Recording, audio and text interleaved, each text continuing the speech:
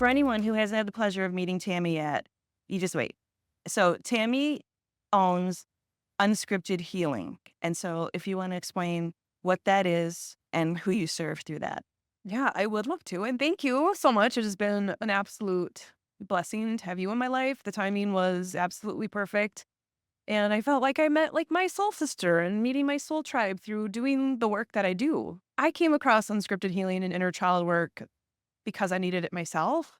I started my career as a registered dietitian, struggling with my own stuff. I always joke that I became a dietitian to fix myself because I struggled with body dysmorphia and emotional binge eating for most of my life. I used exercise as a form of punishment. And as I was starting to figure out my own stuff and healing in that way, I was still noticing that a lot of my clients, even though they would have great results and transformations and changing their mindset, at some point they were always getting brought back to self-sabotaging behaviors. And so I'm like, I've got to get to the bottom of this and figure out like, what is the real root of this? And then I found inner child work and it was really like, oh, you need this too. And so went on my own little quest, and that's where unscripted healing was born. So I serve people's inner child, really. And so it started with people coming to you for health and wellness and fitness guidance as a Yeah. professional. And then you realized, oh, it's way deeper than that. And I have to, if I don't do that for myself, how can I help somebody else even more than I already am? Because you were already doing this work Yeah. in a different setting, Yep. right? It was an independent Yep. when you first started. Right. Were you working in a hospital or? Yeah. I was kind of at an outpatient clinic. I was working with bariatric surgery and cardiac rehab were kind of my specialties at that time. But it was hearing everyone's stories and like everyone changing their lifestyle or getting hit with these diagnoses. And but still, you would think a heart attack would wake someone up, and it wouldn't always. They would still go back to self-sabotaging patterns. And so I know like that laid the foundation for me to do the work that I'm doing now, is to really see that this is not a knowledge problem. This is not a knowledge problem. Like this is to the depths of our childhood wounds. And that's why even sometimes a heart attack isn't enough to change someone's relationship with themselves. Mhm. So this is how I was introduced to Tami. I'm speaking about her like she's out of the room, right? Speaking about her like she's third person. Um, I got to meet you because I was working out at a specific studio in Madison. Andrea, shout out to Andrea Mace, who said, "Hey, I have a friend who has a podcast and she's looking for a new podcast editor." So I thought, yeah, I've been doing that. I can certainly help with that. What I found was when people can have a certain preconceived notion, especially when you're in a fitness environment, right? Yeah. So when you walk in and you have the physicality that you have, flippin' gorgeous, rock star body, and I say that in the most respectful way, like you can see the work that you've put into your health and wellness, right? And then people can automatically make that assumption. Oh, it's easy for her. She's Hmm. been working out her whole life. She's a typical stereotypical personal trainer. Yeah. And unfortunately, that's what some Yeah, thoughts totally. those thoughts happen. And I am so glad that you share your personal story in the way that you have, because it really helped me to understand my own preconceived notions, because I came from that world as well. And I thought, Right. oh, well, yep, she's been doing it for 20 years. She lifts really heavy and it's easy for her to prep her meals. And that's it. That's the whole story. And so when the studio invited you to not only share your story, but offer guidance to studio members, that's the first time I think I may have listened to maybe some of your podcasts before that. I can't remember now. It's kind of blurry now. But I remember when you did that talk, when you did that presentation, it was so informative, but it was also so emotional for me. And I don't know, I got moved in a way that I hadn't before. When you feel like you hear this kind of information all the time, Right. but the way you did it, and I want you to share what you shared, because it really opened my eyes to, yeah, if you can't speak from experience, how really can you help someone else in certain areas, right? Right. So tell that story about what was happening with you emotionally and physically, even while you were already a professional registered dietitian. Yeah. Well, what I had learned throughout my journey, and again, this goes way back, to elementary school and middle school, high school stories that I can think about that really have all played a role. And that's where I love this inner child work, is because I can see how everything in my adult life was all linked back to things that happened in my childhood. Like I had started body dysmorphia in third grade, where I would just tear myself down. I was starting Tony Little workout videos. Remember Tony Little, the gazelle guy? Yep. Blonde Yep. ponytail? Oh, yeah. Yes. I would put in those VHS tapes, and I just found those recently. My kids were like, "What are these?" Like, this is what mommy had to watch back in the day. Yeah. And then in high school, I was doing everything I could to not eat and trying to restrict myself. I was hiding Slim Fast in coffee mugs for lunch. Strawberry was the only tolerable flavor. And then I got into college, and because I had no coping skills at all, I was trying to numb because I didn't know who I was. I didn't realize it then, but I was using food to numb everything. And I had gotten into dietetics at that time. That was my undergrad at first. But here I was polishing off entire sleeves of crackers, eating pizza in my car, and I'm going to school to be a dietitian. So again, knowledge, it did not matter. Mm-hmm. Like I was paying a lot of money for that knowledge, and it didn't do anything in those moments where I was feeling emotionally triggered. Mm-hmm. And so I actually pivoted when I realized, like, well, maybe this nutrition thing isn't for me. And so I'm like, I'll exercise my way out of this. So I switched degrees and went into exercise and sports science. And I gained 40 pounds during that process. Isn't that amazing? Yeah. And again, I'm like, I'm working out every day, but I would come home, feel emotionally triggered. And I was actually telling somebody a story the other day about how it was the fat free era back then. So I Mhm. made a whole thing of muffins, 12 muffins, fat free, and Mhm. ate them all in one night while my Mhm. friends were, downtown having fun. So that's it. Joker, but it reminds me of that Seinfeld episode where they had the fat-free yogurt. It's fat-free! Well, absolutely my jam. I would eat gummy bears. Like if it was fat free, I was eating it, and I felt like I was the smartest person in the world. But yeah. Yeah. Yeah. So then, then I'm going, realize, okay, now I can't exercise my way out of this. I'm 40 pounds overweight and I feel like a complete fraud. I'm around athletes all the time. I hated being in the gym. I wore the baggiest clothes I could. I was just trying to be invisible. And so my confidence getting into the fitness profession was like, well, that's not happening. So I'm like, let's go back to nutrition. And so I went and got my master's in nutrition. And at that point, like now my gut is just like, I'm a mess. Like it was awful. And so I was just trying to feel better that way. And what I realized is I was searching outside of myself. I was always looking for this magical thing, this magical pill, this cool gadget or gizmo. Like I was always searching outside of myself for ways to fix what I thought was broken. And it wasn't really until finding inner child work where I was like, oh my gosh, like this was never about the food. This was never about exercise.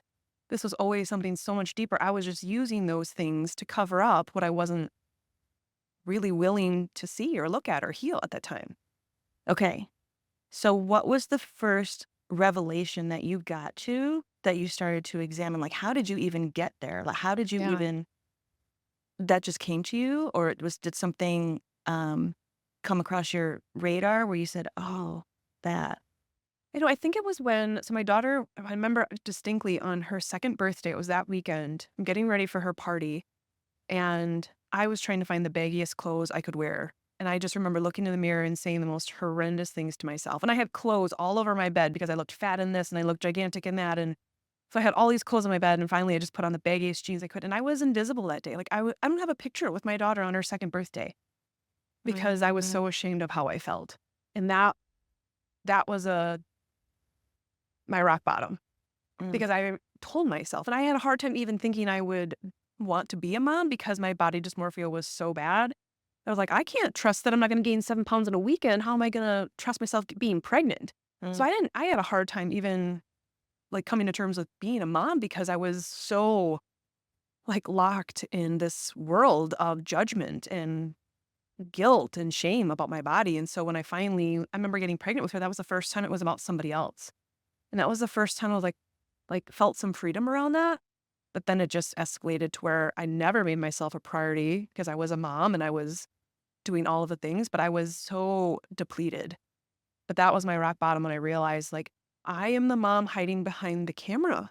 Like I never wanted to be that mom. And that next day I dove into this like 30-day, at this point, I was like, I completely surrendered. I'm like, I don't even know what to do anymore. Like, I'm at my end. I'm at my rock bottom. And so I had to get out of my own way. Mhm. And because even though I'm like, you have a master's, you should know what you're doing. I was like, I just have to get out of my way. I have to get out of my own way. And so I trusted this little system that I was going to try. And I started to feel better. It was like someone kind of flipped this switch on. I was like, whoa, like I was awake. And I realized I'm worthy of feeling good. That's the word That that's was the been in my word. head. It was worthy. I just started to feel worthy of feeling good. And that worthiness, it started there. It planted this seed of worthiness that has literally changed my entire life, my business, my personal life, and the depths of that worthiness wound that I had since my childhood. Yeah.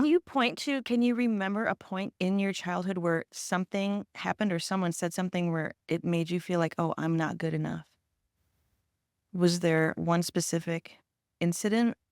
I think back to that, and there's key moments, and you know, I think sometimes people have this stigma around even inner child work, like, well, I don't want to blame my parents, and a lot of it, I think of stories. It was a parent's mom or a friend's mom.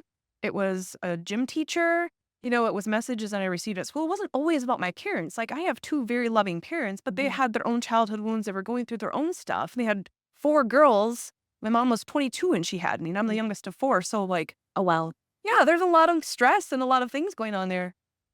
And so I think my ego created this story. My parents never directly made me feel unworthy, but when they were going through their own stuff and maybe had their own emotional blocks and couldn't be there to meet all my emotional needs, my ego started to tell me, well, you must not be worthy of all of their love. Mm. But yet they're trying to give it to four other girls and trying to put food on the table and trying to, but my ego must have told me this story that I wasn't worthy of receiving all of it. And then you hear messages. I remember my friend's mom uh, just calling me obnoxious one day.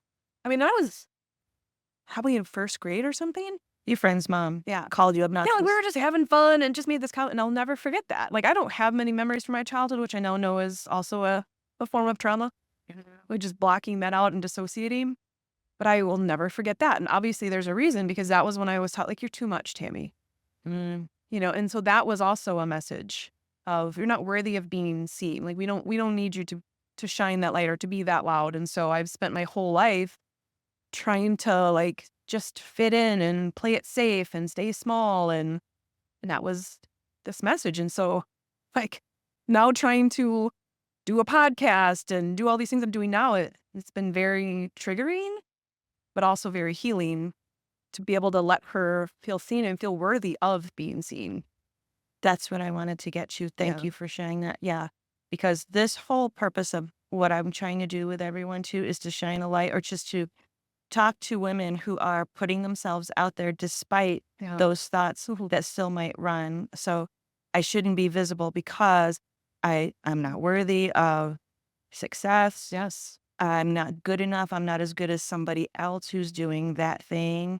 And so I'm not going to put myself out there on social media. I'm not going to do a podcast. I'm not Uh-huh. going to make a video because who am I to do that?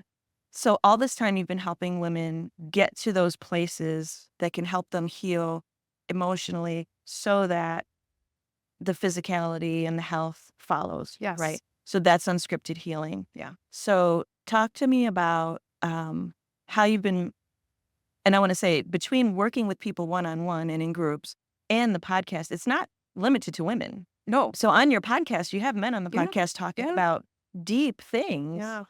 And so talk to me about what that's been like doing the podcast and the private work, Yeah. the stories that have come up that you can relate to. Yeah. Well, and I realized part of my purpose, my gift is sharing stories. And I learned that by sharing mine because that's when even when I was working in bariatric surgery, they had a hard time opening up to me until I told them about eating pizza in my car, the entire pizza. Because before they're like, what do you know? You don't know how you've never struggled before. But when I shared my story, those walls would come down. And through the work that I've done, I can see like when you help validate someone's story, it allows their inner child to feel seen and heard and they feel safe with you. And so I wanted to be able to create this space and this platform for people to be able to do that, because I saw what was happening one-on-one in those sessions. Like, the dots we were able to connect. You know, I actually spoke with a gentleman today that I've been working with in 2 sessions. He was like, "I can't even tell you how much you have unlocked and connected those dots in 2 sessions just by reconnecting with him, his inner child, because your inner child has like all the nuggets of what you need to heal, all your potential. It's all locked in there. But when you have ignored your inner child for 30, 40 years, but just making that connection, it was just like, cool. And now he was helping his mom, and she's got 60 years of suppressed trauma. And he was like, I can't believe the way I was able to talk to her and help her feel seen. And so by him sharing his story, he was helping his mom. And it's just this trickle effect. And so with the podcast, I'm like, I just need to get out there and reach more people. So one-on-ones were great because we can really get in there with that one person. But it's been so beautiful to have a conversation on a podcast and have listeners then message you and like, that's me. Like, to feel seen in someone else's story and to be like, I'm not alone. Like, that has really opened up a whole new set of healing for people that they didn't even know they needed. Yeah, these stories that you've been sharing, they've been sharing, have been unbelievable. And you just realize, yeah, we are not alone. We've all gone through whatever we've gone through. We have so much in common. Yeah. And it's safe to share it now. Yes. It's encouraged. We want to. We feel even more connected. And using these platforms, these tools, these vehicles, that's what they're there for. It's not just to make a dance video on TikTok all the time. You know, that's fun too. But what else can we do? So I'm so thankful that you're doing this, and you're doing it from a place of relatability. And I feel that energy with you, where I always feel, I feel like you are so present and you listen, and there is a safety in that. And so you've gone from the one-on-one, the group, the podcast. Now let's talk about the retreats. Oh, yeah. Yeah, because you have one Coming up. Yeah, we do. Yeah. So talk to me about that. That was always, again, like such a dream. But again, who am I? Who am I to run a retreat? Right. Am I worthy enough to Oh, do my something goodness. that all these leaders do? They hold retreats in these beautiful locations, right? Yes. Am I good enough? Am I worthy? That's the theme. Yep. Yeah. And Go we ahead. just had to jump in and do it, and to trust our gifts. And there was one part of it where I almost like hired someone out to run our hike. We did an inner child healing hike. And I was like, well, this guy would be able to do it better. And thank goodness, highest self slapped me across the face and said, like, no, you're supposed to do this. And it was, I can't even put words to describe how healing, and just like, you can't make this up with the stuff that happened on this retreat. And we just trusted. We trusted our intuition. So I did it with a fellow healer of mine. We met at a retreat as well. And so we just knew we're always supposed to work together. And it just was the most beautiful experience. We went out to Sedona, Arizona, because we wanted the energy of Sedona.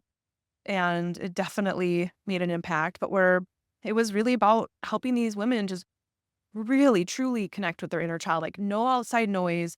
They didn't invite their ego. So I feel like, no questioning or projecting or second guessing. It was just like they're fully present. I mean, and what kid doesn't love one-on-one attention with their parent? And that's really what that was giving them. Is like, you're going to invest this time and energy in me. So talk about an inner child feeling like, it's the best day ever. And that's really what those women experienced. But I mean, we hadn't even left for the hike. We were just standing there kind of like doing our little grounding thing. And one woman already had this like massive epiphany, because another woman the night before shared a story that unlocked a memory for her. And it was just the most incredible. I think this one's just thinking about it. But it was walking them through every stage and age.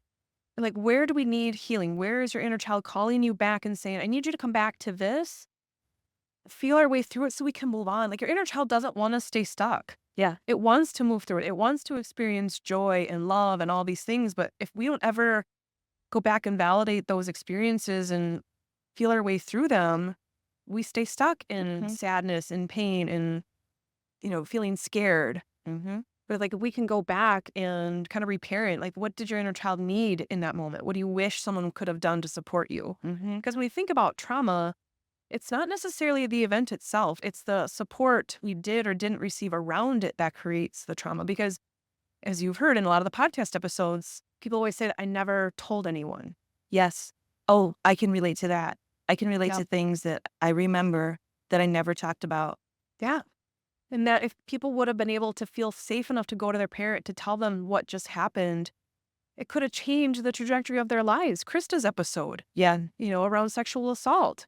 When she was in 6th grade, if she would have been able to go home and share that story, all of those other incidences may never have happened. Goosebumps. I just got goosebumps with that. Yeah. Yeah. And so it's like, that's where me as a parent, like, this isn't just about, sharing these stories. It's about educating parents. Like, we have to do better for our kids. We have to heal our stuff so we can emotionally regulate, so our kids can feel safe coming to us. Yeah. Because if I'm always on edge and I'm always short fused, my kids are not going to come to me and feel safe. And I experienced that with my daughter. She was on a podcast episode and we were talking about that, and we've done a lot of work. So she can feel safe telling me, like, Mom, this really upset me, or Mom, this happened at school. Was before she's like, I don't want to tell Mom. I don't want to make her sad. I don't want to make her mad. Like, Right. oh no. Yeah. You did a 180 with that now. Yeah. Yeah. Yeah. It's bringing up for me too is lately I've been a part of these different professional groups and talking to women who are in, high profile leadership roles or entrepreneurs who have businesses that are making, multiple, even, multiple five figures a month, or, just the high achieving Yes. people on the outside, right? Very high achieving. And they're confiding in me saying, all this time I don't feel good enough. Yeah. Even though I've had this achievement, I've done Right. that, I've had this accolade. There's something in me that still says, even in my 30s, 40s, 50s, 60s, I'm not good enough. I'm not as good as, and I don't deserve, even though, yes, I've worked for this and that, but there's still a part of me that's like, I'm still not good enough to do X, Y, and Z. Yeah. Has that ever come into conversations with people you've been talking Oh my with goodness. in terms yes. of how it's been affecting their professional life? Yes. So that's why they're holding back. Yep. And actually, several of the women that went on the retreat were that very successful in their careers, but still, like, continuing to put themselves last. They were struggling with their own health because they couldn't make themselves a priority because they have to be achieving, because they were seen and acknowledged and felt loved when they were achieving as a child. So if they're not doing that, they're not worthy. But then themselves get left completely on the back burner. And so there is a deep worthiness wound. Even when you are completely super successful in your career, those childhood wounds will show up at some point, and you can achieve all of the things. But until we feel worthy inside, none of the outside stuff is ever going to be enough. Yeah, it's amazing how certain conversations are coming into my head. Someone was saying, and this wasn't in confidence. She's announced this publicly, that she said, even at her age now, and she's had a fulfilling career, she said, I don't want to set more goals because I'm afraid of not hitting them. So I'm just not going to set them at all. Yeah. And she said, oh, I remember where that came from. That came from when I was a teenager and something happened. Yes. So, oh my gosh, it's fascinating. And all these light bulbs are going off all of a sudden, but something that we hadn't even realized all this time. Right.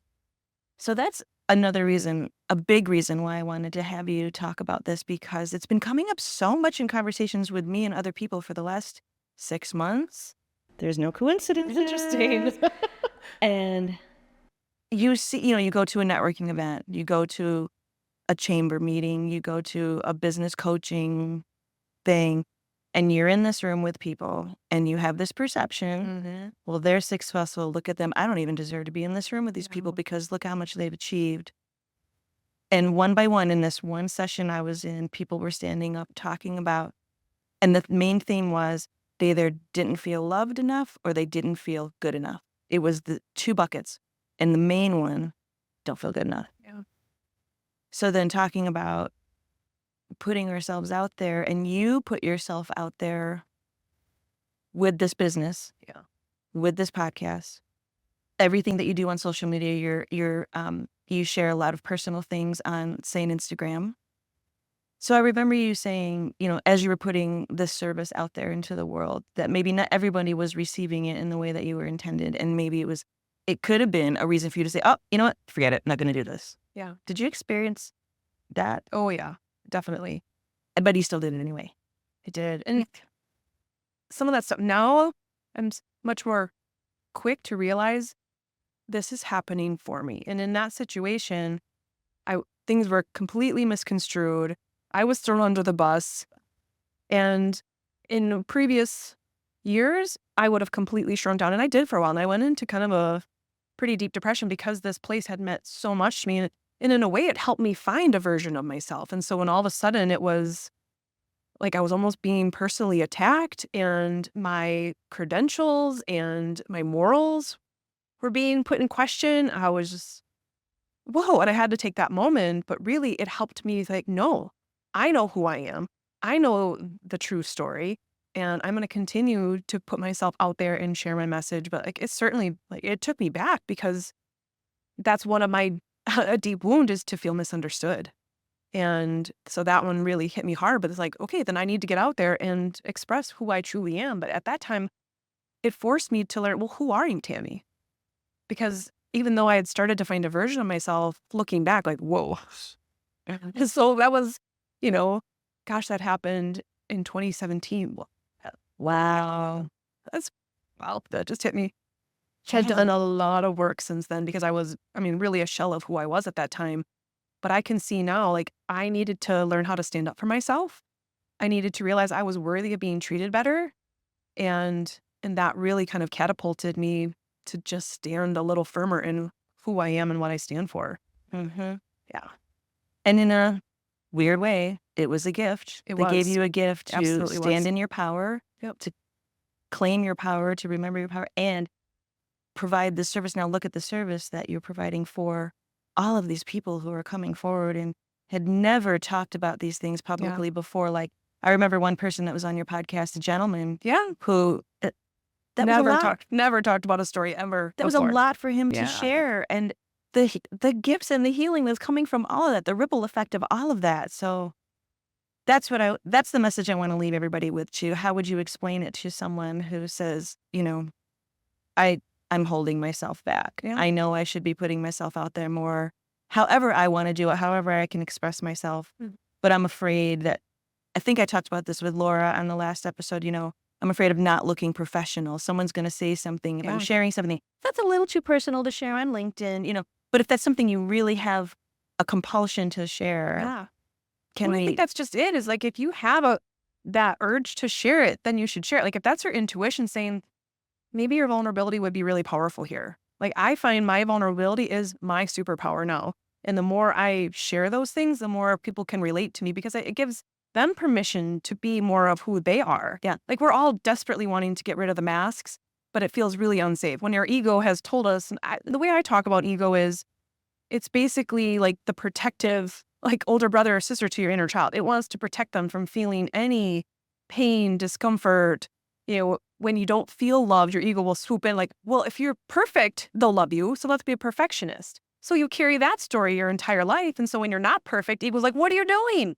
So when you're trying to show up as an authentic woman in front of a camera, just being who you are unperfect, your ego's sitting there like, what are you doing? Yeah. But yet your inner child's like, I just want to be me. Yeah. And so that's so refreshing. And I think deep down, we all want that. And the more people like you and I are doing that, it gives other people permission to, like, take the mask off, put the guard down, and let your ego know, like, no, it's safe for me to just be who I am. We all make mistakes. And guess what? We're worthy. Yes. We're good enough. It's just exactly who we are. And that sounds so obvious and trite and cliche, but people are still struggling with it. It's just it. It's one of those things, like, gosh, like, easier said than done. And it, man, even just yesterday, I felt like I was in the muck of my worthiness wound. Like, I've done so much work and there's layers to it, right? I was worthy of feeling good. When I started my journey, this kind of health journey that I've been on, it started there, but then it kind of trickled into my career where I was like, I'm worthy of a career that lights me up. Like, I'm worthy of a relationship that makes me feel good. And so it's trickled into literally every area of my life.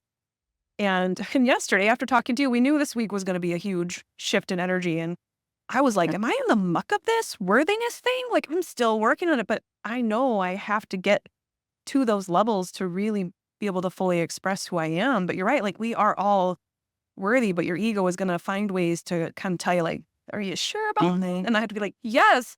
It's a constant. It's an everyday. It's not like you're automatically poof, you're healed and you can go out there. It's always a work in progress, and it's an everyday attention to it. Well, that's and why pulling yourself back to what you know to be really true. Right. And that's why I feel like the surface level self-development stuff, like, it doesn't get to that because I can do affirmations in the mirror all day long and say, "You're worthy, Tammy, and people love you." You know, the Stuart Smalley thing back. I was thinking of it. I was literally You're thinking good of that. enough. You're smart enough. And gosh darn it, people, like, I was just thinking about that. That's hilarious. But it's like, but I did that stuff for so long and I just never got anywhere until I really started to peel it back and see, like, where did this come from? You know, and with 4 older sisters, of course I compared myself to them in every different way. And like, you know, part of my body dysmorphia, I had a sister that was right above me who was the tall and skinny one.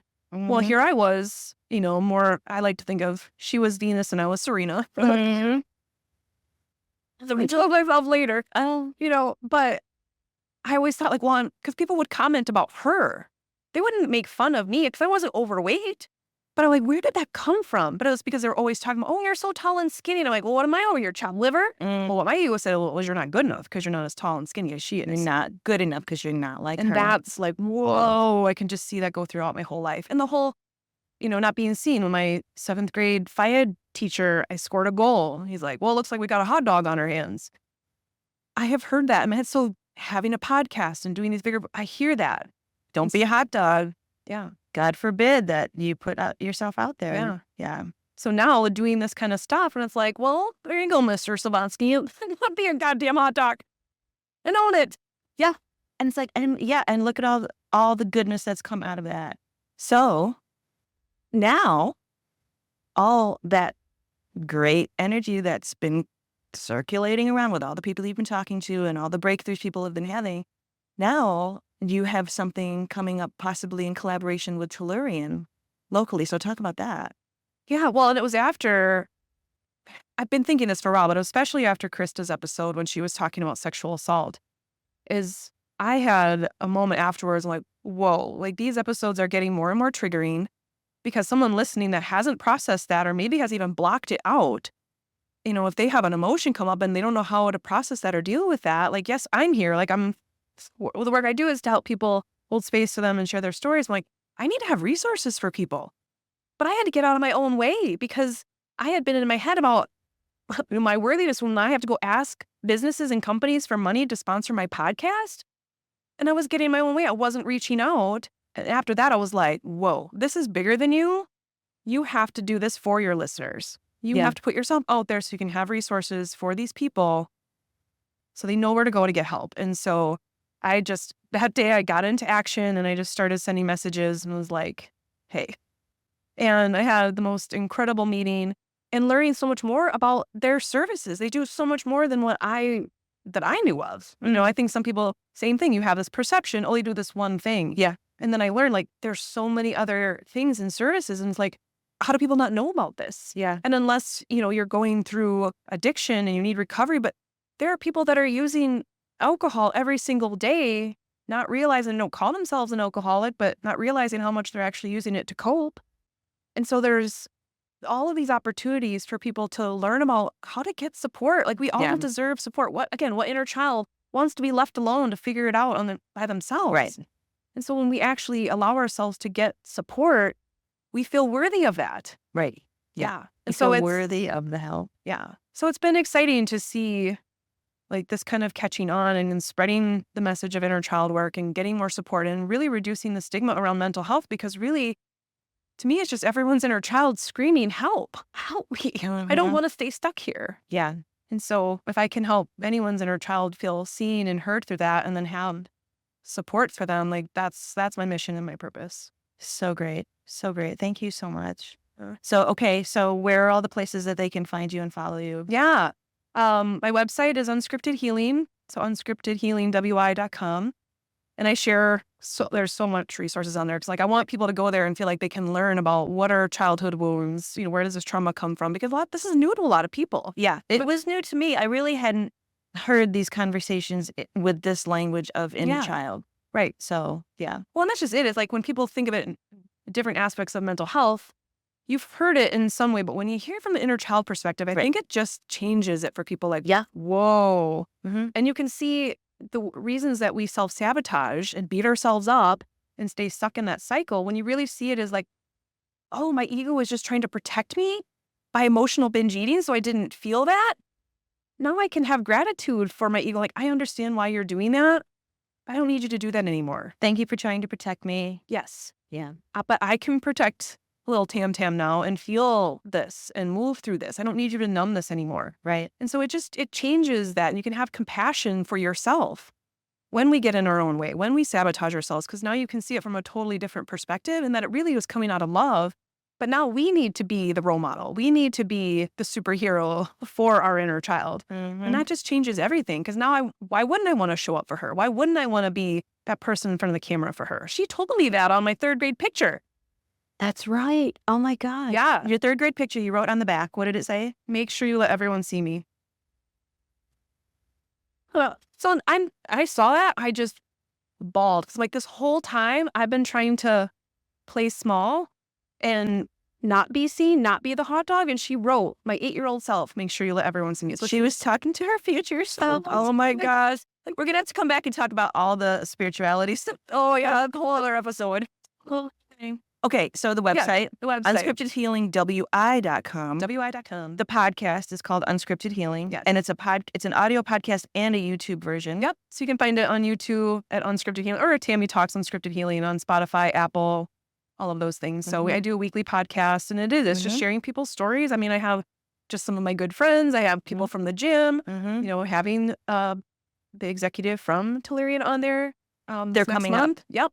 That's going to be huge. Yeah. So impactful. Yeah. So it's just a feel good. I mean, it might trigger people, but hopefully in the best way where you're actually allowing yourself to feel seen in someone's story. But I do share my everyday life on social media, on Instagram and Facebook stories. Like yesterday, I was having a day and I shared it because I want people to see how to move through those days, because I can share the days where it's all sunshine and rainbows and things. But I want to show people like, how do I honor myself and what I need to move through on the hard days? Because that's when my inner child needs me the most. But that's usually when we abandon him or her. We stop eating healthy. We stop drinking our water. We do all the things to numb and suppress it. So we abandon them on the hard days. So it's basically like a kid coming home from school having this tough day and you're like, go to your room. I don't want to deal with you. So on those days, like I want to show people like, these are the days you need yourself the most. And so I try to show that process. And so I basically document my you really do. You really do. You really let us in a way that not a lot of people. Laura does the same thing. Laura was doing that. And you're walking your talk. You're walking the talk. And then let's also touch on the retreat that's coming up, because we're filming this in September 2024. So when's the retreat coming up? The retreat is November 14th through 17th. And so we get started that Thursday. And that Friday is all about inner child stuff. We do a hike in Sedona. And then that Saturday, we go, it's like all kind of highest self. Like, how do you want to show up and be in this world and empower yourself? And so we go out to a vortex and do this activation. It is just the coolest experience. And so I do an individual call with everyone before that, because I want to hear people's stories. I want to meet their inner child before we get there. Oh, that's good. Yeah. And then we have 2 group calls before, just so people can kind of get to meet each other. Oh, that's so great. Yeah. So it's not, right. Cool. That's how it was the first time, is some of the women had never met each other. But that was really beautiful too, because you saw them, their ego want to put the guard up and then they let it down. And so we're like, okay, well, how can we help, ease that process on this one? But yeah. So is that on your website if they want more information about that, or how should they email you, or how should they? Yeah, I mean, they can find social media, and we're going to be posting a lot more in the next couple of days. But okay. Yeah. All right. But yes, they can absolutely reach out about that. We have a few spots left. So okay. Yeah, thank you. Oh, thank you so much. This was so good. You're just gonna keep helping more people. I hope so. And thank you for helping me to put myself out there in this way too, because I think a year ago I never would imagine that I was gonna do this in this way. So you have really helped in my journey just in this short time. So well, and thank you for helping get my message out there. Like, if it weren't for you, these last how many episodes wouldn't be out there. And so you are playing a pivotal part in getting these stories out there, and I thank you so much. I love it because I get to edit her podcast. So I've given her some doozies, so this one is good at what she does. so much love. All right. Well, thank you so much. Thank you for watching. Thank you for joining us. And we will see you on the next one.